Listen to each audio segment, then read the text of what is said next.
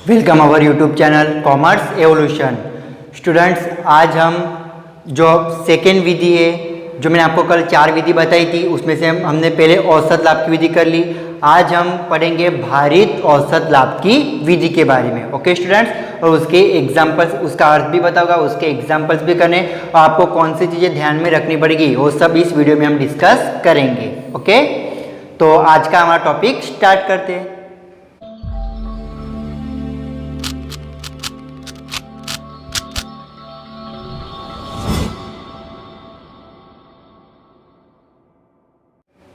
तो स्टूडेंट्स देखिए, आज का हमारा टॉपिक क्या है, भारित औसत लाभ की पद्धति। मैंने यहाँ 2 नंबर लिखा है क्योंकि टोटल 4 रीत है, उसमें से पहली पद्धति हमने कर ली, ये दूसरी पद्धति है। ओके स्टूडेंट्स, तो क्या है, भारित औसत लाभ की पद्धति।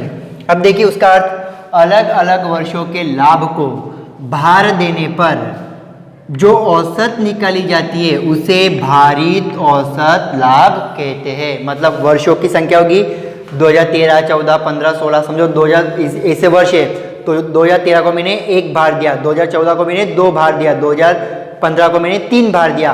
तो हमें क्या देना है, भार देने पर जो औसत दे दे, फिर मैं सबका गुणाकार करूँगा, मतलब वर्ष में कितना लाभ हुआ और कितना भार दिया उसका गुणा करूँगा, उसकी टोटल करूँगा, फिर जब मैं औसत निकालूंगा तो उसकी औसत निकल जाती है, उसे हम क्या कहेंगे, भारित औसत लाभ कहते हैं। आपको ये व्याख्या जो अर्थ है, आपको जब हम एग्जाम्पल करेंगे तो आपको अच्छे से समझ में आएगा।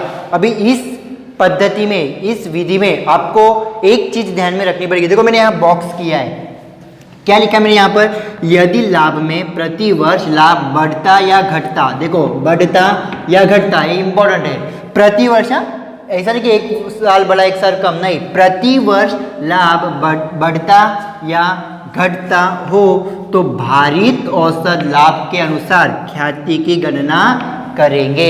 अगर कंटिन्यू लाभ बढ़ता जा रहा है आपका, या तो अपोजिट करो, लाभ घटता जा रहा है, तो हम कौन सी विधि अप्लाई करेंगे, भारित औसत की विधि अप्लाई करेंगे।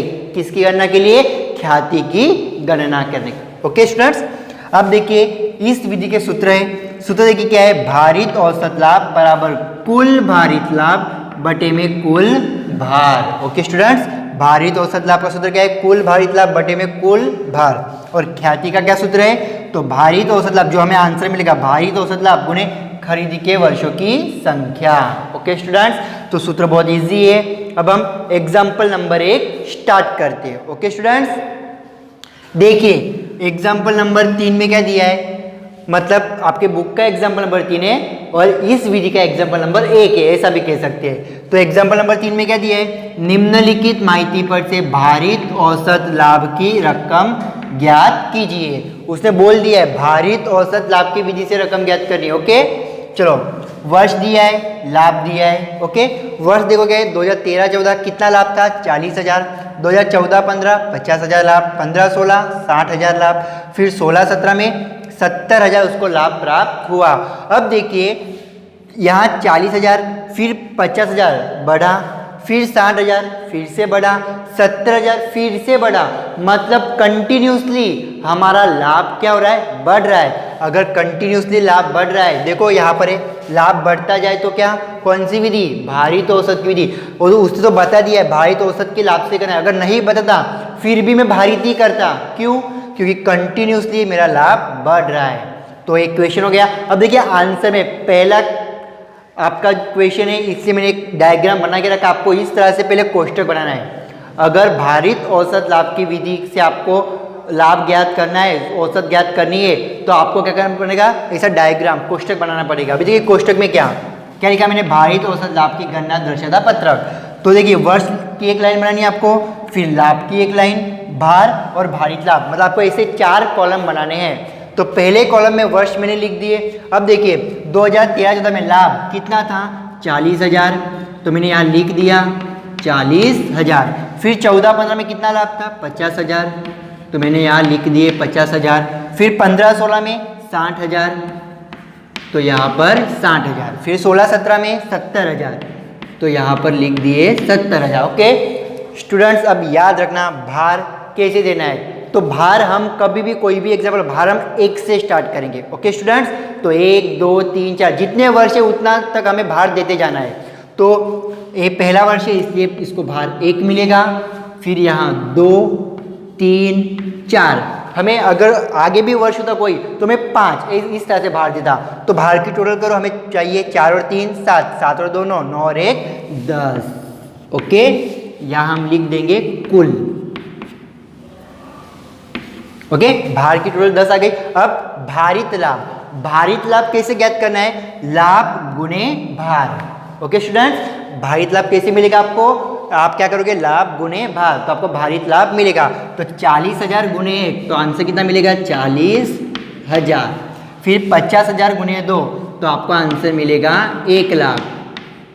ओके स्टूडेंट्स, फिर 60,000 गुणे 3, तो आपको आंसर मिलेगा 1,80,000। फिर 70,000 गुणे 4, तो आपको आंसर मिलेगा 2,80,000। तो इसकी अगर हम टोटल करें तो आपको टोटल मिलेगी 6 लाख। ओके स्टूडेंट्स, तो 6 लाख मुझे आंसर मिल गया। अब देखिए 6 लाख मुझे क्या मिला? भारित लाभ। उन्होंने क्या बोला? भारित औसत लाभ की गणना करनी है ना, उसकी विधि से। तो देखो भारित औसत लाभ का सूत्र क्या है? कुल भारित लाभ बटे में कुल भार। तो सूत्र में अप्लाई करना है भारित औसत लाभ। स्टूडेंट्स यहाँ पर थोड़ी जगह की कमी है इसलिए मैं यहाँ लिख रहा हूँ। ओके, देखिए क्या ज्ञात करना है हमें? भारित औसत लाभ। तो देखिए भारित औसत लाभ बराबर, सूत्र देखो क्या है हमारा? कुल भारित लाभ बटे में कुल भार। तो अप्लाई करो, कुल भारित लाभ बटे में कुल भार। तो स्टूडेंट्स कुल भारित लाभ कितना आया है? देखियो 6 लाख, तो मैंने 6 लाख लिख दिए। कुल भार कितना आया है? 10, तो बटे में 10। तो इसका कैलकुलेशन करने पर आपको आंसर मिलेगा 60,000 रुपये। ओके स्टूडेंट्स, तो 60,000 हमारा क्या आया? भारित औसत लाभ की विधि से भारित औसत लाभ की विधि से हमारा आंसर कितना आया? 60,000। अब स्टूडेंट्स एक सूत्र मैंने बताया था आपको ख्याति का, लेकिन मैंने यहाँ ख्याति का सूत्र मैं अप्लाई नहीं करूँगा। क्यों? देखो एक क्वेश्चन है मेरे पास, क्वेश्चन में कहीं पर भी पूछा है क्या कि ख्याति ज्ञात कीजिए 3 वर्षों के खरीदी के आधार पर, 4 वर्षों के, 5 वर्ष के। तो ऐसा मुझे कुछ नहीं बोला, इसलिए मैं ख्याति ज्ञात नहीं करूँगा। कुछ इंस्ट्रक्शन ही नहीं है मुझे ख्याति के लिए, इसलिए हमारा एग्जाम्पल पूरा हो गया। अब हम ऐसा एग्जाम्पल देखेंगे कि जिसमें क्या करना है? ख्याति भी ज्ञात करनी है। ओके स्टूडेंट्स, तो नेक्स्ट एग्जाम्पल की ओर बढ़ते हैं। हेलो स्टूडेंट्स, अब हम नेक्स्ट एग्जाम्पल की ओर बढ़ते हैं हमारे। तो देखिए नेक्स्ट एग्जाम्पल हमारा क्या है? एग्जाम्पल नंबर 4 आपके बुक का।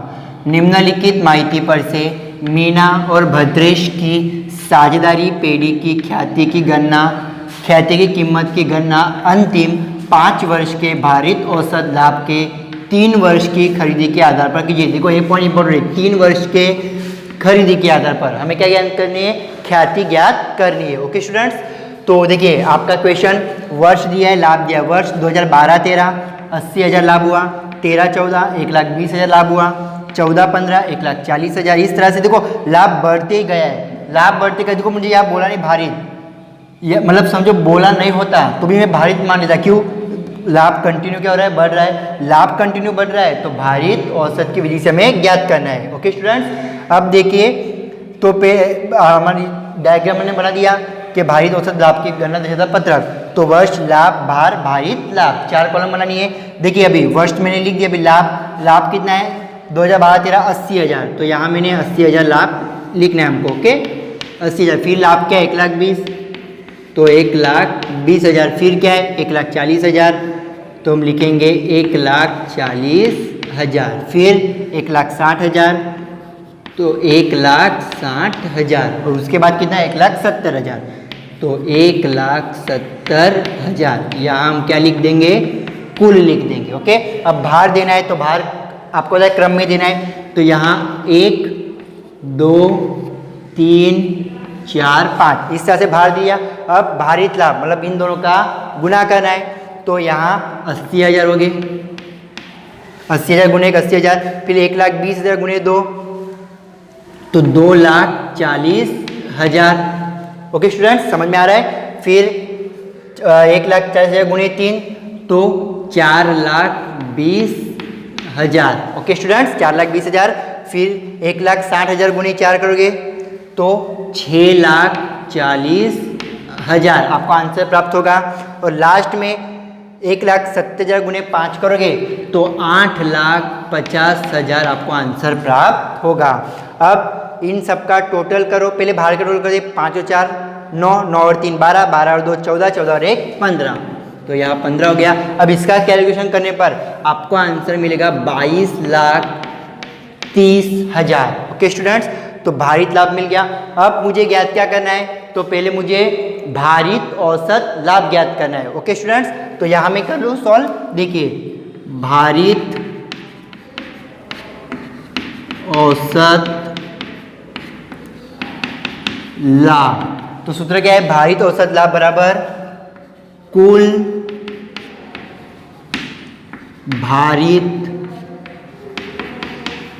लाभ बटे में क्या होगा, कुल भारित लाभ बटे में जो भार होता है हमारा कुल भार। ओके स्टूडेंट्स, कुल भार हो गया। अब देखिएगा कुल भारित लाभ मुझे कितना दिया है, तो कुल भारित लाभ देखो मैंने अभी क्या किया, 22,30,000, तो 22,30,000 बटे में भार कितना है 15, तो बटे में मैंने 15 कर दिया। तो इसका कैलकुलेशन आप करोगे तो आपको आंसर मिलेगा 1,48,666.67, ये आपको आंसर प्राप्त होगा। अब देखो पॉइंट के बाद जो संख्या है 67, मतलब 5 से ज़्यादा है, 6 संख्या ज़्यादा है, तो यहाँ एक पॉइंट प्लस कर लेंगे, तो हमारा फाइनल आंसर हम क्या लिखेंगे, 1,48,667। ओके स्टूडेंट्स, तो हमने क्या ज्ञात कर लिया, भारित औसत लाभ ज्ञात किया। लेकिन मुझे ज्ञात क्या करना है, देखो 3 वर्ष की खरीदी के आधार पर मुझे ख्याति ज्ञात करनी है, तो ख्याति का सूत्र अप्लाई कीजिए। देखिए अभी नेक्स्ट ख्याति, तो ख्याति का सूत्र क्या है, ख्याति बराबर हम सूत्र में क्या लिखेंगे, भारित औसत लाभ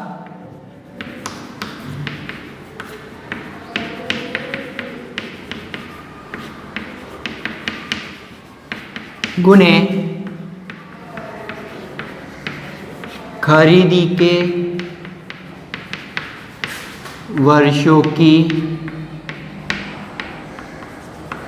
संख्या। ओके स्टूडेंट्स, तो भारित औसत लाभ कितना आया मेरा, तो भारित औसत लाभ देखो 1,48,667, तो लिख दीजिए 1,48,667।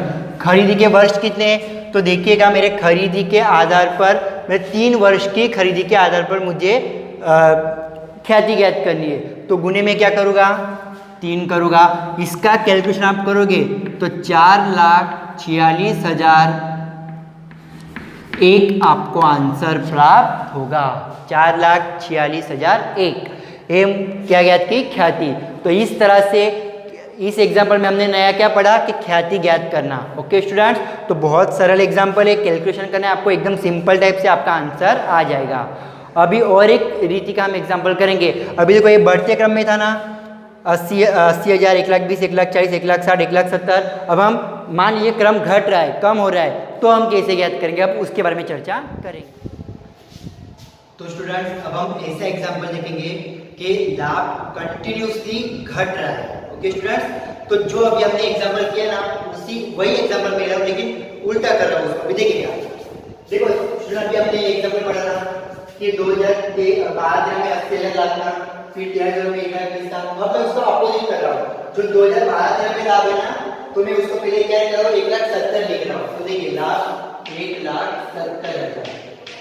स्टूडेंट समझ में आ रहा है मैं क्या कर रहा हूँ, मैं अभी घटते क्रम में कर रहा हूँ। ओके, देखिए फिर मैं लाभ करूंगा 1,60,000, 1,60,000। ओके स्टूडेंट समझ में आ रहा है। फिर मैं लाभ क्या करूंगा, 1,40,000,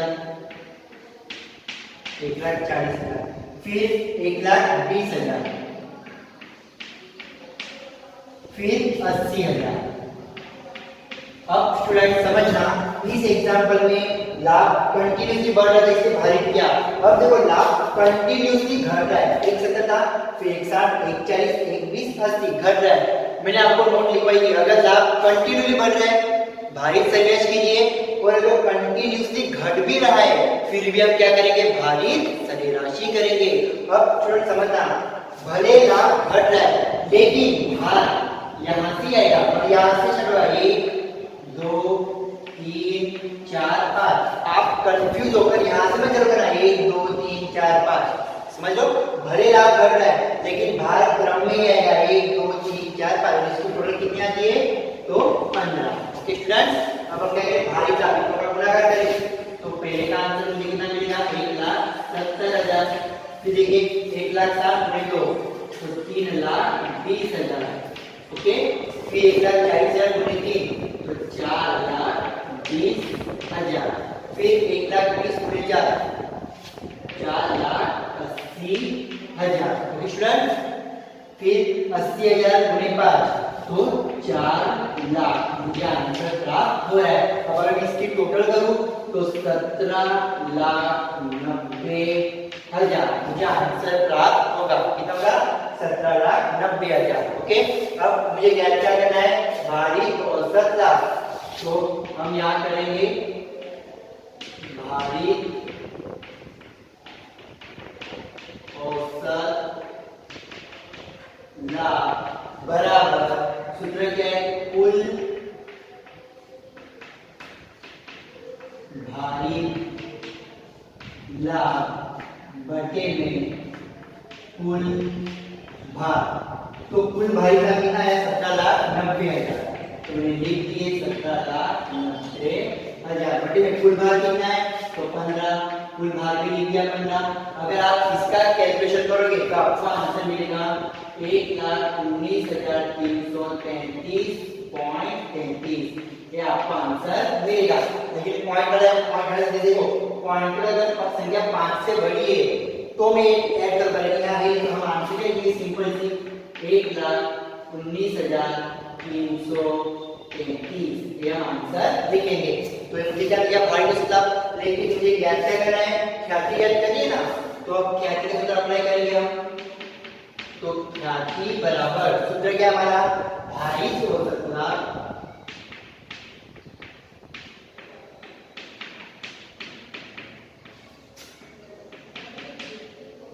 गुणे खरीदी के